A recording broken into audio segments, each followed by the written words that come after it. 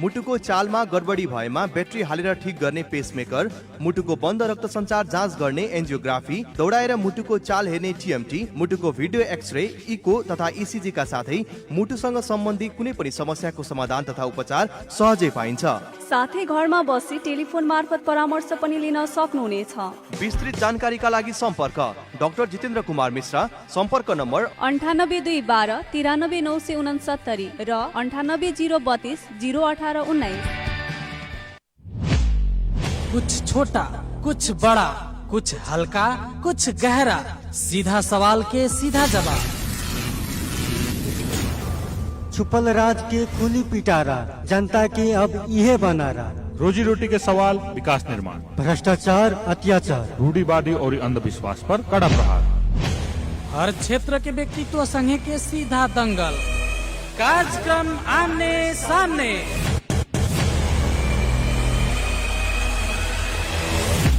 साता के 7 दिन सुबह 7:30 बजे से 8 बजे तक। कार्यक्रम आमने सामने। कार्यक्रम आमने सामने।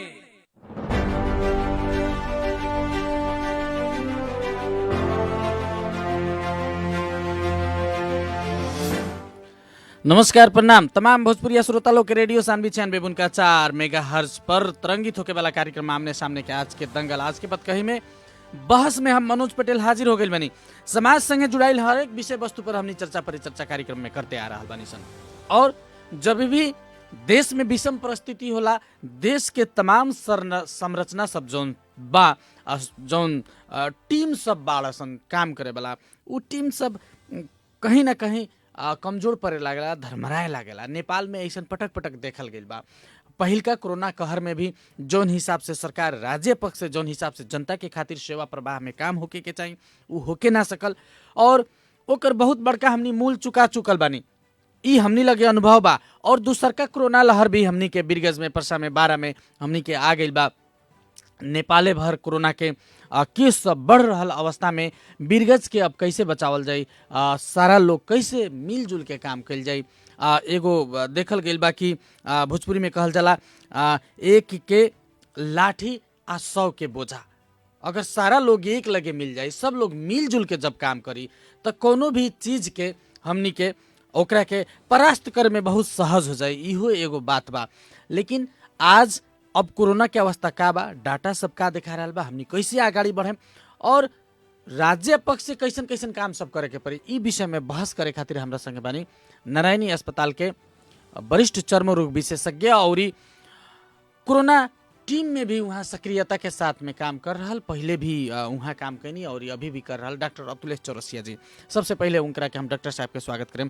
डॉक्टर साहब, कार्यक्रम में अपने के स्वागत बा। धन्यवाद, नमस्ते जी। डॉक्टर साहब, अब बीरगंज में एगो कह रहा बा लोग कि अब का होई बीरगंज में का होई।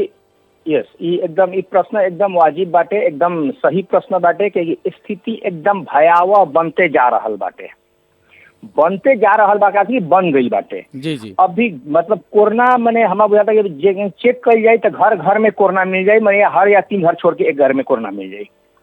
एक घर में एक आदमी भी कोरोना के अफेक्टेड भइल तो घर घर के सब लोग कोरोना के अफेक्टेड हो। जी डॉक्टर साहब, एकरा के हमनी ऐसे कह सकतन कि लोग भले डरात नहीं खे, लेकिन कोरोना हमनी के कम्युनिटी में आ गइल बा। कम्युनिटी में आ गई पूरा भीतर भीतर तक स्प्रेड कर गई बा। हम यही से एगो आंकड़ा अपने अथी कर सकते, कालू 141 गो RT-PCR टेस्ट भइल बा यहाँ। जी जी जी। 141 गो में 78 आदमी, 78 आदमी इन्फेक्टेड भइल बा, इन्फेक्टेड हो गई बा। जी जी। तो उ तो 50% से कहाँ ज्यादा हो गई। तो यही पिछला एक हफ्ता के अपने ठीक है, एक हफ्ता 10 दिन के अपने रिजल्ट देखें, कोई ऐसा दिन नहीं के जोन की 50% से कम आदमी के इन्फेक्टेड भइल हुई लोग। जी जी। कहीं कहीं तो 60% भी पहुंचल बा।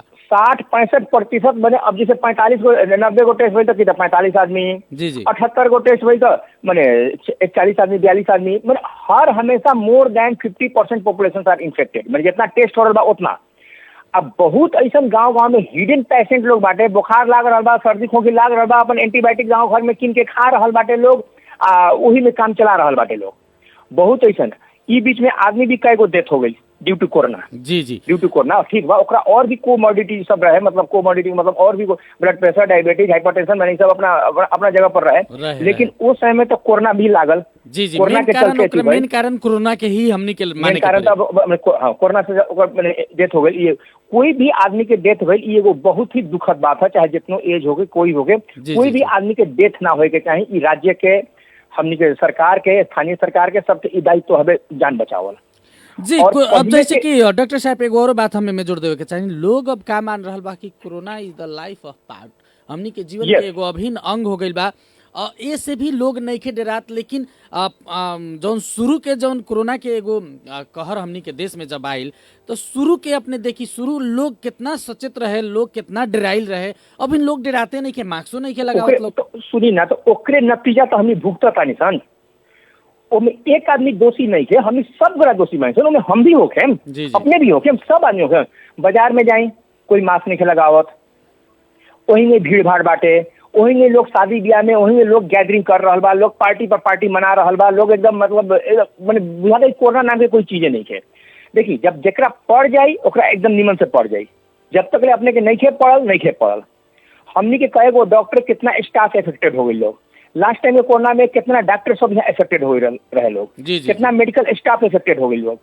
तो ऐसा बाटे कि अब हमनी के सरकार के तरफ से भी निर्देशन बा कि कोरोना के मतलब पेशेंट के मतलब जैसे भी रह के इलाज करेंगे।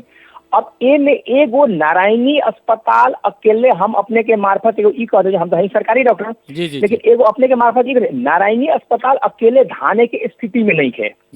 हमनी के नारायणी अस्पताल में एगो आम जनता के भी बहुत माने आशा लाग रहा, क्योंकि एगो गरीब निमुखा जनता के अस्पताल है। 15 रुपया नेपाली में टिकट कटेला, जो 15 रुपया नेपाली में अपने के एक खिली पान भी ना देत हुई शायद।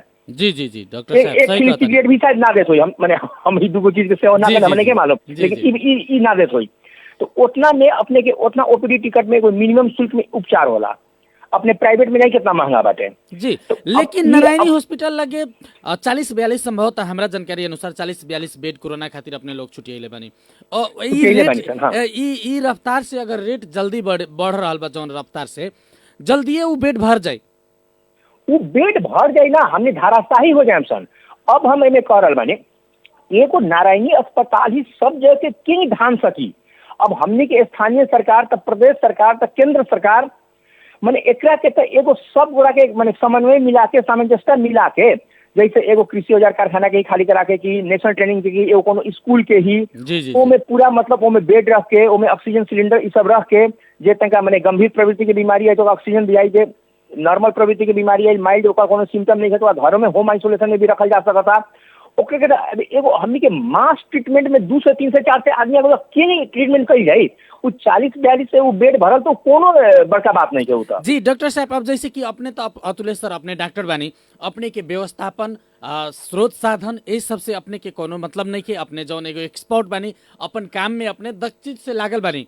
लेकिन कोरोना के पहिलका काल में ढेर सारा क्वारंटाइन सब बनल, बहुत सारा सामान सब किने, बेड सब बनल। एगो छलफल में हम सहभागिता जनावत रहनी, मुख्यमंत्री जी के नेतृत्व में एगो छलफल होत रहे, वहाँ बात आइल। अब वो सब चीज मिलत नहीं खे, उ सारा बेड भुला गइल बा, सारा मच्छरदानी, सारा सामान सब भुला गइल बा, सब चीज। ई का हो रहल बा देश में? अपने तो एगो डॉक्टर बहुत डिसिप्लिन पेशा से बनी, अपने राजनीतिक बात तो अपने कहेम ना, लेकिन उ सारा चीज भुला गइल बा, तो एकर जिम्मेवारी के लिए अब एकर जिम्मेवारी तो माने जे संबंधित निकाय बा, जे ओकरा लेवे के पड़ल, उ आदमी के व्यवस्था करे के पड़ल। ई देश में अगर सरकार बा, अब हमने सुने नहीं सन कि 3 तरह के सरकार हो गई, स्थानीय सरकार, प्रदेश सरकार और केंद्र सरकार।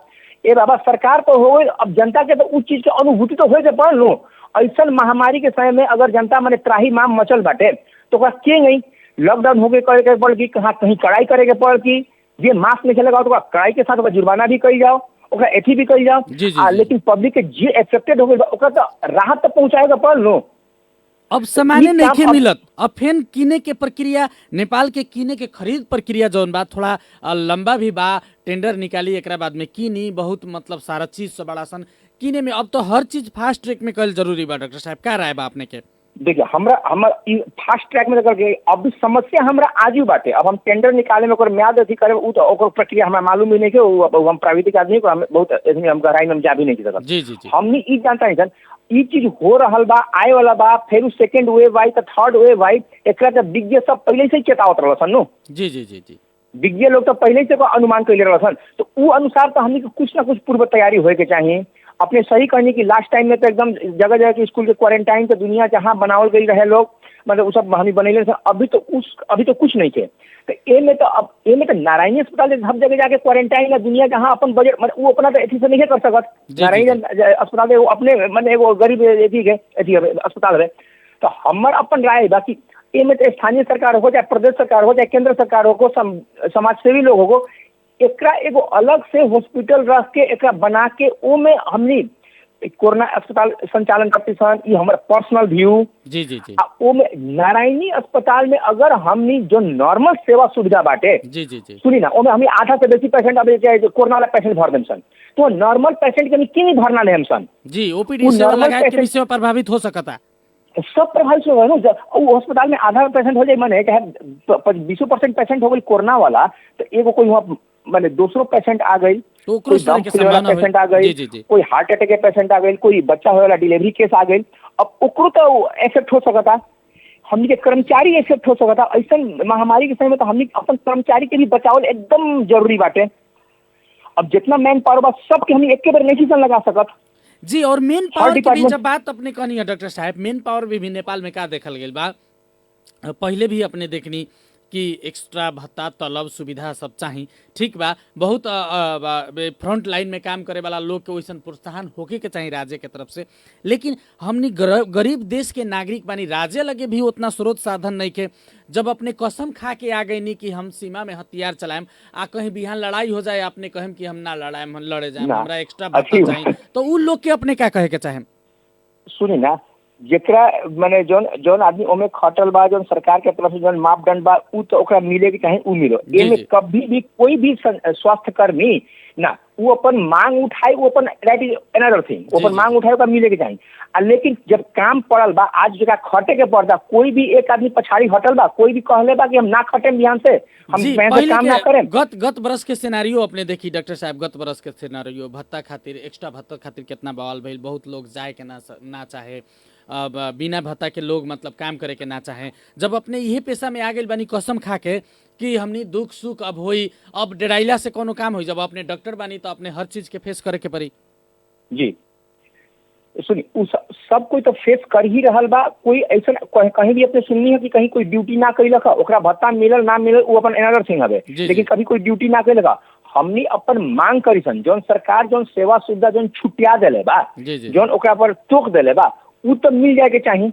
ठीक बा, उ मिलल ना मिलल, अब बातें संदर्भ आई तो अभी तक हमनी के नहीं के मिलल। ये बताया था, ई बार भी हमरा कहे कि मतलब भाई बार भी अपने वैसन चर्चा परिचर्चा नहीं की सुन ले। स्वास्थ्य कर्मी लोग एकदम 10 चीज से काम करेला रेडी बा, सरकार के स्रोत साधन देवे के पड़ी, कर रहल बाटे, कर रहल बा। हमनी के अपन नहीं के मिलत, अपन हाकिम के लगे हमनी अपन जाके कहम सन, अपन संबंधित जगह काम से हमनी के नहीं के मिलल, हमनी के मिले के चाहिए, वो हमनी अपन हल्ला कर सन। लेकिन वहाँ जब पड़ल बाटे, जब ऐसी बाटे, तो अभी भी नारायणी में कितना पेशेंट बाटे, हम सब गोड़ा के देख रहा बानी सन। हम सब गोड़ा के वहाँ के डॉक्टर लोग, स्वास्थ्य खाली डॉक्टर है ना, स्वास्थ्य कर्मी प्यून स्वीपर से लेकर हर आदमी काम कर रहा बाटे। कोई भी आदमी अपना माने कर्तव्य से अपन एथी से इतना सीमित स्रोत साधन के बावजूद भी पीपी किट एकदम अच्छा से अवेलेबल नहीं है, पर्याप्त मात्रा में अवेलेबल नहीं है, बहुत सारा फैक्टर बाटे। जी जी, स्रोत साधन अपने लोग के चाहिए, बहुत अब उहे जो कहनी सेना माने सेना होके कह के हम लड़ाई के समय ना लड़े, ए बाबा सेना रवा बानी तो हाथ में बंदूक तो दे के भेजे के पड़ लो। जी जी जी जी, हथियार तो दे के भेजे के पड़ लो। बहुत सीमित स्रोत साधन में, बहुत एथी में लोग अपने से काम कर रहा बाटे। अपन अब कितना एथी कह, हमनी के नारायणी में इंटरकॉम के व्यवस्था नहीं के, सब कोई अपन मोबाइल टू मोबाइल अपना पर्सनली एथी पर मैंने फोन करा, जैसे वार्ड में कोई और पीपीओपी लगा लेला में मोबाइल में बात करे में भी दिक्कत होला, हर चीज बहुत दिक्कत बाटे। अपन बने ठीक से कभी मास्क ना मिलेला हॉस्पिटल से, एक बेर मांग खा रहा कितना दिन, तो सब कोई अपन मास्क अपन ग्लोव्स पहन के जाता, काम करता। हमनी कभी भी से बने, हमनी के इतना सीमित स्रोत साधन भइला के बावजूद भी पड़ गईला पर से कभी भी कोई स्वास्थ्य कर्मी पछाड़ी नहीं के हटल। जी, अब डॉक्टर साहब अतुलेश चौरसिया एगो ऐसा नाम बा कि कोरोना कंट्रोलिंग में गत ईयर अपने के लोग के सहयोग एकदम बहुत ही सराहनीय रहल, बहुत एकर बड़ाई भइल, बिरगज के डॉक्टर लोग के बहुत मतलब बड़ाई भइल चारों तरफ से। अब ई साल में अब एक बेरी फेर दोहरावल जरूरी बा। अब हमनी अभिभावक लोग के खातिर स्वास्थ्य के मापदंड अभी तत्काले पूरा करे वाला, और बच्चा लोग के खातिर पूरा करे वाला। अब कौन चीज, अब बच्चों लोग में इफेक्टेड बढ़ रहल बा, बढ़ रहल बा, जी ये। जी जी, अब की बाल बच्चा लोग के भी बेसी इफेक्टेड भी बढ़ रहल बा, कह के बात सब आ रहल बा। तो अब हमनी के फिर उ चीज सब कथी कथी करे के पड़ी तत्काले, अब का कईल जरूरी बा हमनी के? अब हम अपने के मार्फत एगो बने समय एकदम सीमित बाटे, हम अपने के मार्फत एगो इहे संदेश देवे के चाहते हैं। देखी, सबसे पहले हमरा काम नहीं के, हम नीचे आदत होला हमने के यूजुअली तंगा चौक पर चल गनी, तंगा बतिया तानी, तंगा घूमत तानी, तंगा फिरत तानी, 4 आदमी एक जगह बैठल बानी सन, मैंने कोई काम नहीं किया, तब बिना काम के घर से ना निकली। घर से निकले से पहले एक बार याद करनी कि जान ज्यादा जरूरी बा कि काम ज्यादा जरूरी बा, कौन काम में समझाता नहीं, घूमे जाता नहीं कि वो जरूरी काम से जाता नहीं, जाही के पड़ उनमें जाही के चाहिए। बिना काम के घूमे वाला आदमी की संख्या ही बेसी बात है। अब वो पर से बिना काम के अपने लोगन अभी के समय में हॉस्पिटल मत आई। जैसे अपने के मुंह में एगो डंडी फोड़ निकल गई, डंडी फोड़ निकल, सुनी ना, डंडी फोड़ के इलाज से एगो छाही के इलाज, एकर इलाज अगर 1 महीना लेट भी कराएं तो अपने के जान ना जाए, कुछ भी ना हो। जी जी जी, जब तक ले एकदम बुखार ना लगल, एकदम मैंने कोई गंभीर प्रवृत्ति के बीमारी ना भइल, इमरजेंसी ना भइल, तब तक अभी के कंडीशन में कंपनी में अस्पताल डॉक्टर के लगे मत जाइए। अब भी एकदम में मैंने महामारी एकदम त्राहिमाम बाटे। हम अब रिजल्ट अपने के सुनाई देनी, हर दिन 50% से ज्यादा पॉजिटिव निकल रहा है। जितना आदमी देता उसे मैंने ओमे 60% 65% के पॉजिटिव निकल रहा है। जी जी, जबकि एगो और बात गई जरूरी बा मैसेज डॉक्टर साहब, जबकि टेस्टिंग हमनी के उतना नहीं खे जितना होके के चाहिए, पर्याप्त नहीं खे, ये उतना पर्याप्त नहीं खे। अगर वो टेस्टिंग हमनी के एकदम टोल में वार्ड में जाके एकदम कस के मास टेस्टिंग करी जाए तो और भी बहुत ज्यादा निकली। तो सबसे पहले जब तक ये जरूरी ना पड़ी डॉक्टर के यहाँ ना जाए, घर से बाहर ना निकली, अपन मास्क लगाएं, अपन मैंने अब हाथ उठे एकदम बार बार साबुन पानी से धोत रही। एक आदमी सुर्ती बनावेला, 10 आदमी सुर्ती खाला, ये बहुत ऐसा फैक्टर बाटन जो कि जनता के लापरवाही इतना फैलल बाटे। ओमे हमनी भी कहीं ना कहीं, हम सब जनता में हम भी होके, हम सब बड़ा जिम्मेदार बानी सन। जी डॉक्टर साहब, तो अभिभावक लोग के खातिर हो गए, बच्चा लोग, अब जैसे कि बच्चा लोग के भी हमनी सुरक्षित कैसे कर सकता नहीं? बच्चा लोग के सुरक्षित हमें अभी 1 से लेके 5 तक लेके स्कूल तो हमने के स्थानीय गवर्नमेंट का बंद करा देले बाटे। जी जी जी, अब बच्चा लोग भी अपन अब साथी दोस्त संग एकदम ज्यादा खेले के ई सब करे के तंग आइसोलेट होके रही, घर में रही, बिना काम के बाहर मत निकली। गार्जियन के भी अपना बच्चा पर ध्यान देवे के पड़ल। एकदम मास्क निमन से पहनले बा कि ना पहनले बा, हाथ पैर निमन से धोलक ना धोलक, मैंने बेसी भीड़ भाड़ हेलने होने इस समय तो नहीं खे जात, ई सब एकदम में ध्यान। सबसे पहले ई बीमारी में बहुत चीज नहीं करे, तंगा अपने के आइसोलेट होए के बा, तंगा भीड़ भाड़ से बचे के बा। जी, एकांत अपने के एकांत बरते के बा, एकांत में रहे के बा, एकांत में तंगा रहे के बा। एमे इतने हम सब बड़ा सावधानी अपना दो तो मोर देन 50 को हमने तुरंत एक जे जितना एथी से मैंने स्पीड से पिक पर आइल बा, उतने स्पीड से हम फिर के पर जीत भी जाम सन। एक चैनल तोड़े के बाटे हमरा लाग गई, हम तंगा आइसोलेट हो गई, तो हमरा से दूसरा में ना फैलल, एक चैन तो हो जन ब्रेक हो गई। लेकिन अब लोग में बुझाई हो गई बा डॉक्टर साहब की कोरोना हो गई, राज्य के तरफ से कुछ कामे ना होके सकेला, एकरा बाद में हमनी कैसे खाएम कैसे पिएम, अगर देश बहुत लोग सशंकित बा कि लॉकडाउन में भी जाई, कि अब लॉकडाउन होई तब का होई, का लागत आपनी के अगर जरूरी होई तो लॉकडाउन भी कईल जरूरी बा अपने लोग भी के लोग? जी, हम आर्थिक स्थिति, काम धाम एकदम वाजिब बात बा, लेकिन सबसे पहले जान बचाए के पड़ल। एकदम में कस के त्राही माम लागी होके बहुत आदमी लागी, एकदम मैंने मोर्टेलिटी एकदम ज्यादा लागी हो, कैजुअलिटी एकदम ज्यादा लागी होके, तो कुछ दिन ला कुछ समय ला तो करे के पड़ी, कड़ाई के साथ करे के पड़ी। पहले तो हमके जान बचाना मुश्किल बा, ऊपर से फिर जान बच जाए तो रोजगार आ दुनिया जहाँ वो भी जरूरी बा।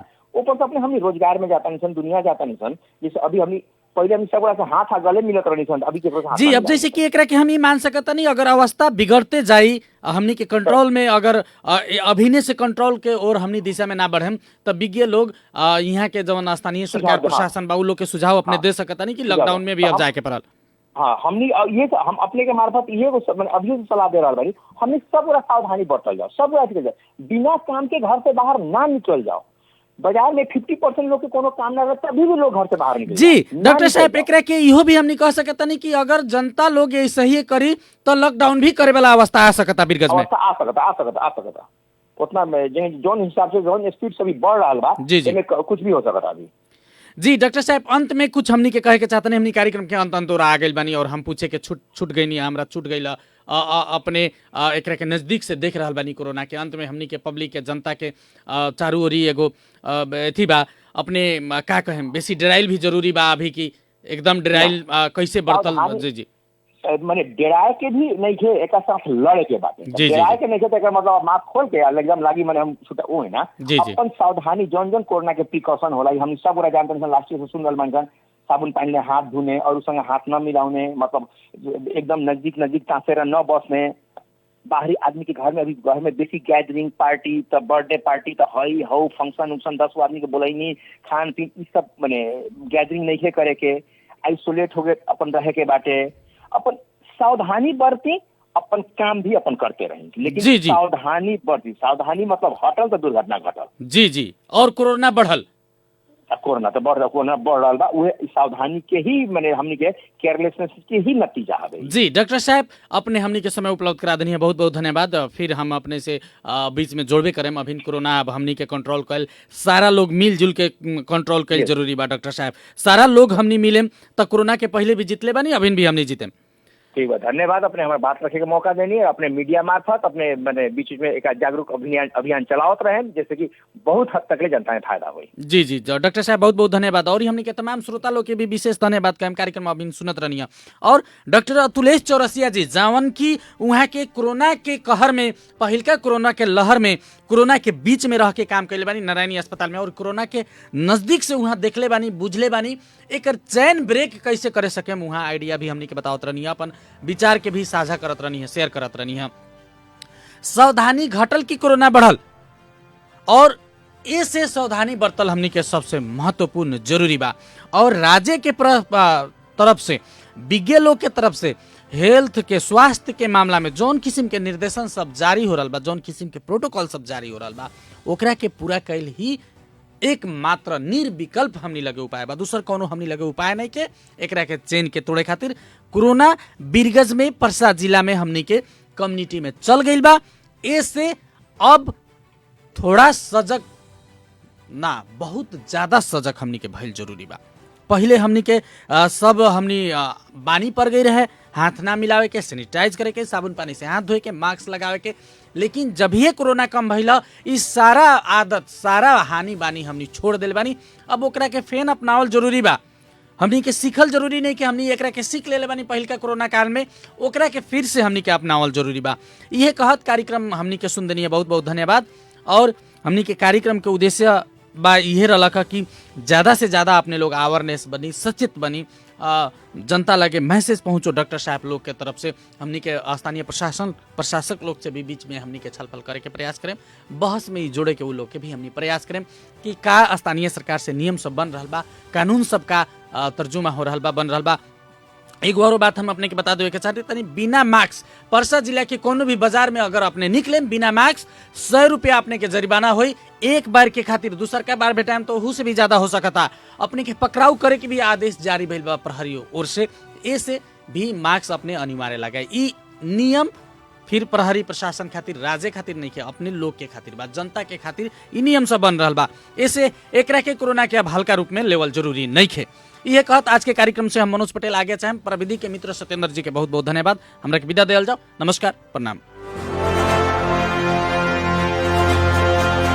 गाउँ शहर सारा गुन्जाउने यो हो रेडियो 96.4